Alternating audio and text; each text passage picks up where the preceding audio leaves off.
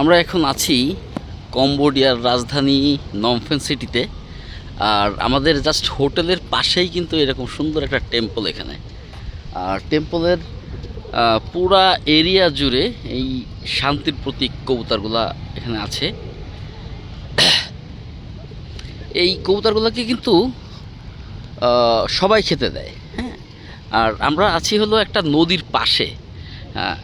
আমরা যেখানে দাঁড়িয়ে আছি এর ওই পাশে দেখতে পাচ্ছেন একটা বিল্ডিং, এই দুইটার মাঝখানে একটা নদী আছে। সো দ্যাটস ওয়াই এই জায়গাটার নাম রিভার সাইড।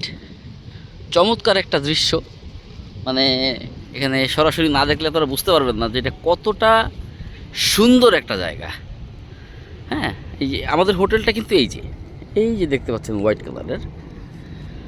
আর এতটা কাছেই আমরা হোটেলটা নিয়েছি কারণ সাইট সিইংটা দেখতে সুবিধা হবে এখান থেকে। আর এ ধরনের টেম্পলগুলো কিন্তু এগুলো অনেক এখানে, সম্ভবত এটা বুদ্ধ ধর্মের টেম্পল। এবং দেখেন এর পাশেই কিন্তু আরেকটা সুন্দর টেম্পল, ডিজাইনগুলো ফ্যান্টাস্টিক করছে। তো আমরা এখন যাচ্ছি হচ্ছে লাওস এম্বাসিতে, কজ কম্বোডিয়ার পরে লাওসে যাব দেখার জন্য যে লাওস কান্ট্রিটা কেমন। তো কবুতরগুলো দেখেন, এখানে কিন্তু হাজার হাজার লক্ষ লক্ষ কবুতর। তবে একটা খারাপ বিষয় হলো এখানকার যারা লোকাল, যারা একটু দরিদ্র, তারা এই কবুতরগুলা অবৈধভাবে শিকার করে। হ্যাঁ, গোপনে অবৈধভাবে শিকার করে যেটা।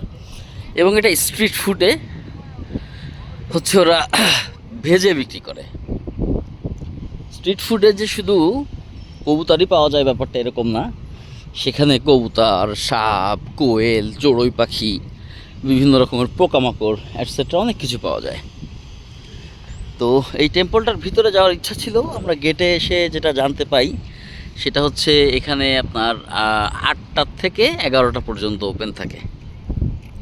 সরি, 8টা থেকে হচ্ছে 12টা পর্যন্ত ওপেন থাকে। তো যেহেতু আমরা এখন অলরেডি 1টা বাজে, যার কারণে আমরা এটা খোলা পাইলাম না এবং ভিতরেও ঢুকতে পারিনি। ভিতরে ঢুকলে হয়তো সুন্দরভাবে দেখাতে পারতাম। এবং এখানের যেহেতু এটা সিটি এবং রাজধানী কম্বোডিয়ার, সে কারণে এখানে কিন্তু মোটামুটি হাই রাইজ বিল্ডিং। আমরা আস্তে আস্তে ওই রোডের দিকেই যাচ্ছি। এখানে একজন ফরেনার দেখা যাচ্ছে, উনি সম্ভবত ইউরোপিয়ান।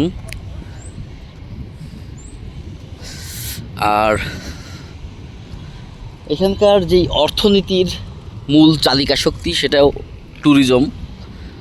আর দেশটা এত সুন্দরভাবে ওরা সাজিয়েছে যে ট্যুরিস্টরা এখানে আসলে এদের যে প্রাকৃতিক সৌন্দর্য, সে প্রাকৃতিক সৌন্দর্যে তারা মুগ্ধ হয়ে যাবে।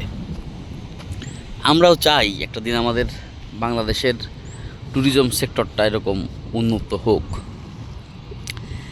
তো এই বলে আজকে আমি আমার ভিডিওটা শেষ করছি। সবাই ভালো থাকুন, সুস্থ থাকুন। আমি সুজন, নমফেন, কম্বোডিয়া।